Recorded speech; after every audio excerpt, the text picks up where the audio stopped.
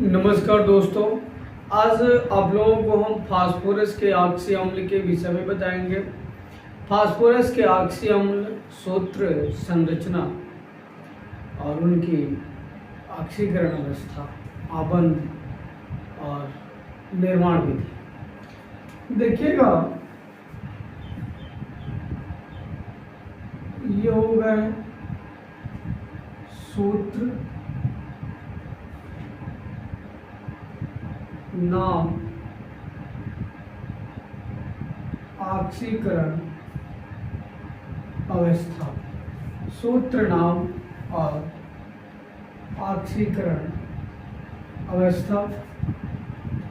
ये हो गया संरचना,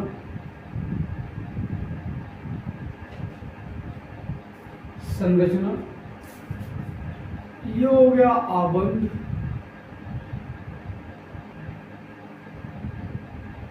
आबंध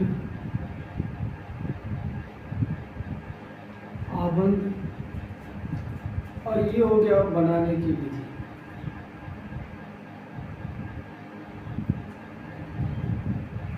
बनाने की विधि देखिएगा, सूत्र, नाम, ऑक्सीकरण अवस्था, संरचना, आबंध और बनाने की विधि। इसमें देखिएगा सूत्र, जिसे आर्थोफॉस्फोरिक अम्ल,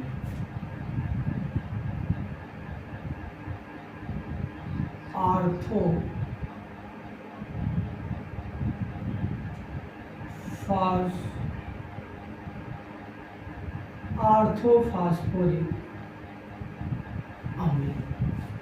आर्थोफॉस्फोरिक अम्ल, आर्थोफॉस्फोरिक अम्ल का सूत्र होता है H3PO4। आर्थोफॉस्फोरिक अम्ल का सूत्र होता है H3PO4। अब बात करते हैं आर्थोफॉस्फोरिक अम्ल की संरचना की। ये देखिएगा फास्फोरस है।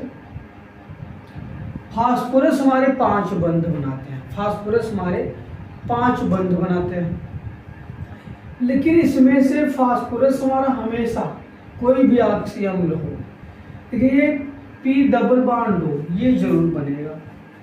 अब फास्फोरस हमारा 5 बंध बनाता है, 1 2 3, 1 2 3 4 1 5 बंध बन गए। अब देखिएगा, इसमें हाइड्रोजन की संख्या 3 है, 1 2 और 3। ऑक्सीजन की संख्या 4 है, तो 1 2 3 और 4। ये बन गई हमारी आर्थोफॉस्फोरिक अम्ल की संरचना। बात करते हैं इनकी ऑक्सीकरण अवस्था की। ऑक्सीकरण अवस्था, जिसको नहीं निकालना है आता होगा, वो हम नाइट्रोजन फैमिली प्लेलिस्ट में चले जाइएगा, उसमें ऑक्सीकरण अवस्था हम निकालने के लिए बताया है और यहाँ हम ट्रिक से आप लोगों को बताएंगे। ये देखिएगा, जैसे ये ऑक्सीजन है, ऑक्सीजन की ऑक्सीकरण अवस्था -2 होती है। अब -2 ऑक्सीजन की ऑक्सीकरण अवस्था होती है, इसके अणु 4 है, इसका गुणा इसमें कर दो, 4 गुना 8 और 8 में से 3, ये 3 माइनस कर दो, 8 में से 3 जाएगा, 5 आएगा, यानी आर्थोफॉस्फोरिक अम्ल की ऑक्सीकरण अवस्था +5 हो गई। ठीक है।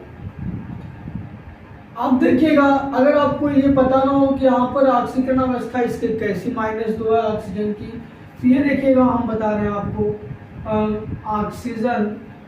ऑक्सीजन का क्रमांक है 8। इनका बोरबरी नियम से इलेक्ट्रॉनिक विन्यास निकालेंगे, 2,6। इसको स्थायी होने के लिए 8 इलेक्ट्रॉन की आवश्यकता है, इसके अंतिम कक्ष में 6 इलेक्ट्रॉन है। अब ये 2 इलेक्ट्रॉन ग्रहण करेगा, जब 2 इलेक्ट्रॉन ग्रहण करेगा तो इसके पास 8 होंगे, 2 माइनस में हुआ, तो यही है इसकी ऑक्सीकरण अवस्था -2। ठीक है। अब देखिएगा, ये तो हो गई इनकी ऑक्सीकरण अवस्था। अब हम बात करते हैं इनके आबंध की। तो देखिएगा इसमें पी डबल बॉन्ड O कितने बंद हैं, पी सिंगल बॉन्ड H कितने बंद हैं, पी सिंगल बॉन्ड OH कितने बंद हैं। देखो पी सिंगल बॉन्ड O एक है, पी सिंगल बॉन्ड H एक भी नहीं है, पी सिंगल बॉन्ड OH 1 2 3, ये हो गए इनके आबंध, ये हो गए इनके आबंध। अब बात करते हैं ऑर्थोफॉस्फोरिक अम्ल के निर्माण विधि। तो यहां पर हम फास्फोरस पेंटा ऑक्साइड को P2O10 का जब H2O हम जल अपघटन करते हैं, जब P2O10 का हम जल अपघटन करते हैं तो हमें ऑर्थोफॉस्फोरिक अम्ल प्राप्त होता है, तो हमें ऑर्थोफॉस्फोरिक अम्ल प्राप्त होता है। उम्मीद करते हैं कि ये आपको समझ में आया होगा। अब देखिएगा ये तो हो गया ऑर्थोफॉस्फोरिक अम्ल का। अब बात करते हैं हम हाइपोफॉस्फोरिक अम्ल, हाइपोफॉस्फोरिक अम्ल, हाइपोफॉस्फोरिक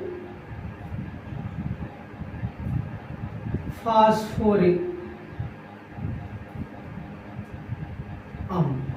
हाइपोफॉस्फोरिक अम्ल का सूत्र होता है H3PO2, H3PO2 इसका सूत्र होता है। इसको जो है अदर नाम से भी बोलते हैं फास्फोनिक अम्ल, फास्फोनिक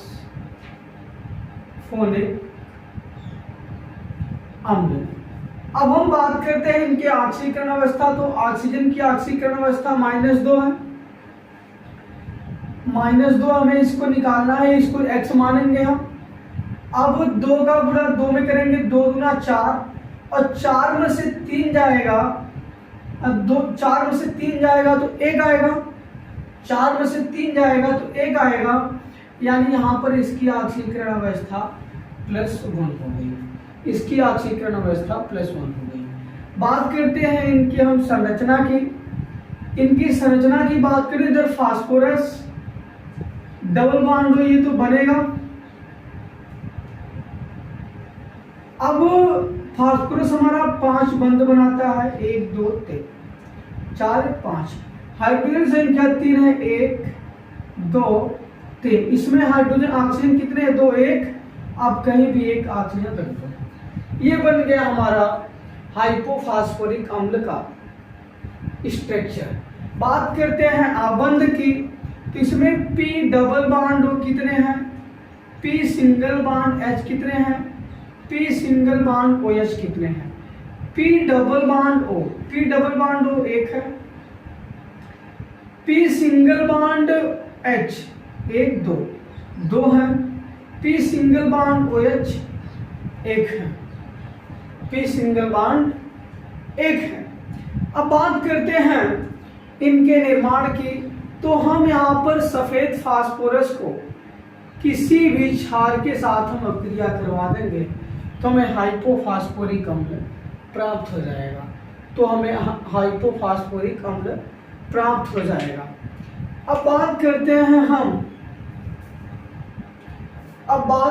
हैं हम ऑर्थोफॉस्फोरिक अम्ल। बात करते हैं ऑर्थोफॉस्फोरिक अम्ल। ऑर्थोफॉस्फोरिक, इसको जो फास्फोनिक अम्ल भी बोलते हैं, H3PO3, ये हो गया हमारा फास्फोनिक अम्ल, ऑर्थोफॉस्फोरिक अम्ल भी बोल सकते हो। इनकी ऑक्सीकरण अवस्था की बात करें तो 3 गुना, ये ऑक्सीजन की ऑक्सीकरण अवस्था -2 है, तो 3 गुणा 2 करो, 3 गुना 6, 6 में से 3 जाएगा 3, यानी +3। इसकी ऑक्सीकरण संख्या +3 हो जाएगी। बात करते हैं इसकी संरचना की। तो फास्फोरस 5 बंध बनाता है, इसमें ये रहेगा ही 1 2 3। हाइड्रोजन 3 है, 1 2 3। ऑक्सीजन संख्या 3 है तो 1 2 1 3 ऐसे कर दो। ये बन गया हमारा फास्फोनिक अम्ल का संरचना। बात करते हैं इनके आबंध की। इनके आबंध की बात करते हैं। इसमें P डबल बॉन्ड O कितने हैं, P सिंगल बॉन्ड H कितने हैं और P सिंगल बॉन्ड OH कितने हैं। इसमें P डबल बॉन्ड O 1 है, P सिंगल बॉन्ड H 1 है, P सिंगल बॉन्ड OH 2 है। ये हो गए इनके आबंध, ये हो गए इनके आबंध। अब बात करते हैं इनके निर्माण विधि की। तो इन्हें हम करते हैं इनके निर्माण की, बात करते हैं इनके हम निर्माण की। तो यहाँ पर हम फास्फोरस ट्राई ऑक्साइड लेते हैं P2O3। जब हम P2O3 का जल अपघटन करते हैं तो हमें फास्फोरिक अम्ल प्राप्त हो जाता है, तो हमें फास्फोरिक अम्ल प्राप्त हो जाता है। अब बात करते हैं हम पायरोफास्फोरिक अम्ल की। पायरोफास्फोरिक अम्ल की बात करते हैं हम पायरोफास्फोरिक अम्ल की। पायरोफास्फोरिक अम्ल, पायरोफास्फोरिक अम्ल। पायरोफास्फोरिक अम्ल की बात करते हैं तो इसका सूत्र होता है H4P2O5। H4P2O5। अब बात करते हैं इनकी संरचना। तो फास्फोरस की संख्या 2 1 और 2, हाइड्रोजन 4 तो स्वाभाविक सी बात है 1 2 1 2 कर दो। ऑक्सीजन 5 है। अब देखो पहले H H H H, ये तो बनेगा ही बनेगा, डबल बॉन्ड हो। अब देखिएगा 5 ऑक्सीजन 1 2 3 4 सॉरी 1 2 3 1 4, एक बच रहा है, एक आप इसके मध्य में बना दो। ये हो गए हमारे पायरोफास्फोरिक अम्ल के स्ट्रक्चर। बात करते हैं बंध की। तो इसमें देखिएगा P डबल बॉन्ड O कितने हैं, P सिंगल बॉन्ड O कितने हैं, P सिंगल बॉन्ड H कितने हैं, P सिंगल बॉन्ड OH कितने हैं। P डबल बॉन्ड O 2 है, P सिंगल बॉन्ड O 2 है, P सिंगल बॉन्ड H 1 2 है, P सिंगल बॉन्ड OH 2 है। बात करते हैं इनके निर्माण की। तो इनके निर्माण के लिए हम फास्फोरस ट्राइक्लोराइड लेते हैं और फास्फोरस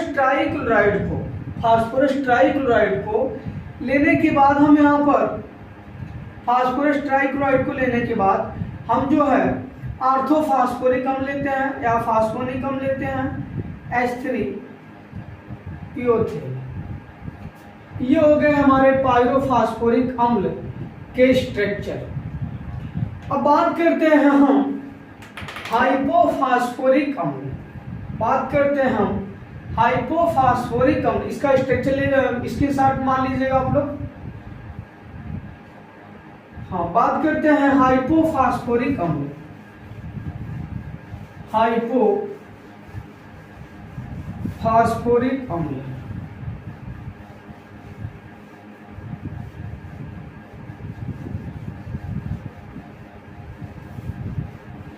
देखिएगा भाई, हाइपोफास्फोरिक अम्ल, हाइपोफास्फोरिक अम्ल का सूत्र होता है H4P2O6। हाइपोफास्फोरिक अम्ल। बात करते हैं इनके संरचना। फास्फोरस संख्या 2 1 2, हाइड्रोजन 4 तो स्वाभाविक सी बात है 2 2 कर दो, 1 2 3 4। ये डबल बॉन्ड O बनेगा ही बनेगा। अब ऑक्सीजन 6 तो 1 2 3 4 5 6, ये बन गया हमारा हाइपोफास्फोरिक अम्ल का संरचना, हाइपोफॉस्फोरिक अम्ल का संरचना बन गया। तो हम बात करते हैं इनकी ऑक्सीकरण अवस्था की।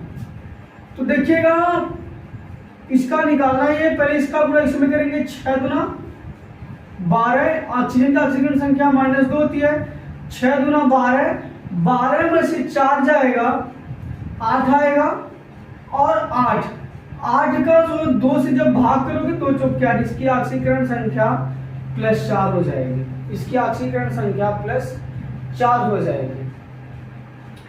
बात करते हैं इनके आबंध की। तो देखिएगा इसमें P डबल बॉन्ड O कितने हैं, P सिंगल बॉन्ड H कितने हैं, P सिंगल बॉन्ड OH कितने हैं, ठीक है, इनके मध्य में से करोगे। अब देखिएगा P डबल बॉन्ड O 2 है, P सिंगल बॉन्ड H 1 भी नहीं है, P सिंगल बॉन्ड OH 1 2 3 4 है, यहाँ 4 कर दो। अब हम बात करते हैं इनके निर्माण विधि की, बात करते हैं इनके हम निर्माण विधि की।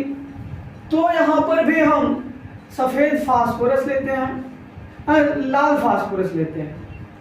लाल फास्फोरस को हम किसी भी क्षार के साथ अपक्रिया करा देंगे तो हमें हाइपोफॉस्फोरिक अम्ल प्राप्त हो जाएगा, हमें हाइपोफॉस्फोरिक अम्ल प्राप्त हो जाएगा,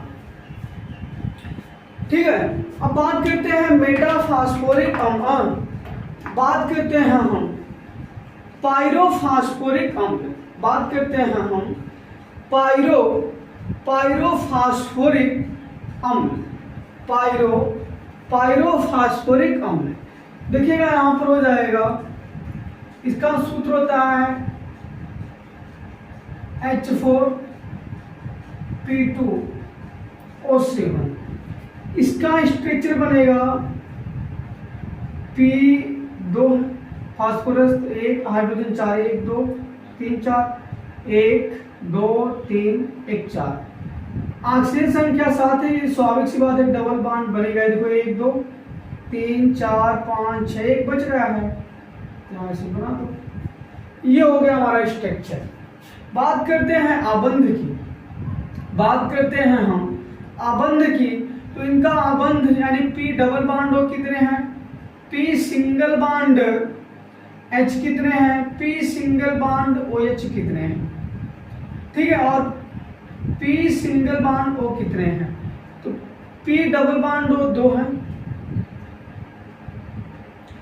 P सिंगल बॉन्ड H 1 भी नहीं है, और P सिंगल बॉन्ड OH 1 2 3 4 है, और P सिंगल बॉन्ड O 2 है, ठीक है।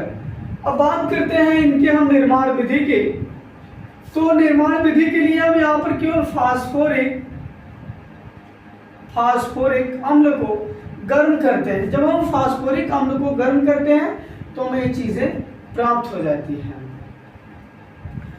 हमें ये चीजें प्राप्त हो जाती हैं। करते हैं हम मेटाफॉस्फोरिक अम्ल की। देखिएगा मेटाफॉस्फोरिक अम्ल, मेटाफॉस्फोरिक अम्ल, मेटाफॉस्फोरिक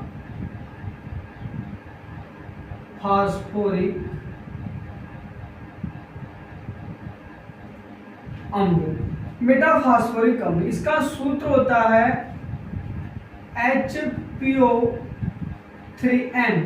इसके स्थान पर आप कुछ भी कर सकते हैं। मिनट, इसकी ऑक्सीकरण अवस्था देख लो, इसकी ऑक्सीकरण अवस्था नहीं बताया, देखो 7 है। अब इसकी ऑक्सीकरण संख्या 2 है, 2 ऑक्सीजन की, तो 7 दूना 14 में से 4 जाएगा 10, और 10 का इस 2 में से भाग दे दो, 2 पंचे 10, यानी इसकी ऑक्सीकरण अवस्था +5 हो जाएगी।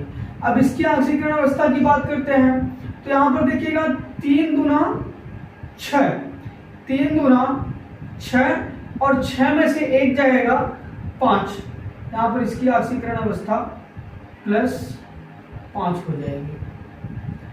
अब देखिएगा N हो गया, N के स्थान पर आप कुछ भी कर सकते हो, जैसे देख लो हम कर देते हैं HPO3 का होल 3, ये भी ऑर्थोफॉस्फोरिक अम्ल है। N यहाँ पर आप कुछ भी कर सकते हो। बात करते हैं इनकी संरचना की। तो देखिएगा P डबल बॉन्ड हो, ये तो बनेगा ही, हाइड्रोजन ये भी पता है, ऑक्सीजन संख्या 3 है, तो 1 2, अब इसके बाद यहाँ पर आप एक हाइड्रोजन था, OH कर दो। ये हो गया हमारा ऑर्थोफॉस्फोरिक अम्ल की मेटाफॉस्फोरिक अम्ल की संरचना। लेकिन HPO3 की अगर हम बात करें तो फिर देखिएगा यहाँ पर HPO3 यानी फास्फोरस 3 हाइड्रोजन 3 ऑक्सीजन 6, तो फिर देखिएगा यहाँ पर P double bond O single bond OH O। फिर इसी तरह देखो P double bond O single bond OH। ये बॉल्कीकरण की तरह हो जाएगा। अब इसे चाहे जितना बढ़ा दो, ये आपके ऊपर डिपेंड करता है। अब बात करते हैं इनके आबंध की। इसमें फास्फोरस डबल बॉन्ड कितने हैं, फास्फोरस सिंगल बॉन्ड O कितने हैं, और फास्फोरस सिंगल बॉन्ड OH कितने हैं। तो यह फास्फोरस डबल बॉन्ड 1 2 3 है, फास्फोरस सिंगल बॉन्ड 1 2 3 4 है, फास्फोरस सिंगल बॉन्ड OH कितने हैं, 1 2 3 है। ये हो गए इनके आबंध। अब बात करते हैं इनके निर्माण विधि की। निर्माण विधि में हम यहाँ पर फास्फोरिक अम्ल लेते हैं। फास्फोरिक अम्ल को ब्रोमीन के साथ एक बंद नली में जब अपक्रिया कराते हैं तो हमें यहाँ पर मेटाफॉस्फोरिक अम्ल प्राप्त हो जाता है। धन्यवाद।